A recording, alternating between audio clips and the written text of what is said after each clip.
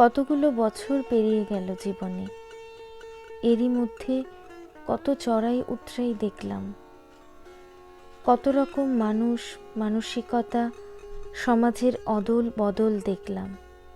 STD booth থেকে landphone, তারপর keypad phone থেকে অত্যাধুনিক স্মার্টফোন, সবই কেমন চোখের সামনে দিয়ে আবিষ্কার হয়ে গেল। আমরাও বড় হলাম আর নিজেদের স্মার্টফোনের মতো আবিষ্কারও করলাম। এখনো কত কিছু দেখা বাকি, তবুও যে সময়ে ফোন ঠিকমতো মানুষের কাছে ছিল না, সেই সময় যেন অনেক অনেক সহজ সরল ছিল। এখন তো মানুষ অপমানের মানেও বোঝে না। আমার তো সেই সময় পড়ে থাকতে আজও ইচ্ছে করে, যখন টেলিফোন ছিল না। সেই সময় মানুষ খুব ভালো মনের ছিল, অনেকটা সহজ সরল।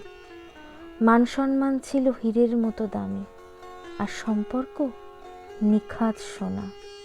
এই যন্ত্রের দুনিয়ায় এখন সম্পর্কগুলো কেমন যেন যন্ত্রণাদায়ক হয়ে উঠেছে।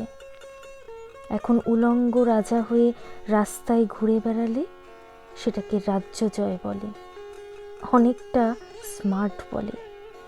কিন্তু একটা সময় আমরা নিজেদের ঢেকে রাখতাম বলেই নিজেদের সম্মান বজায় রাখতাম।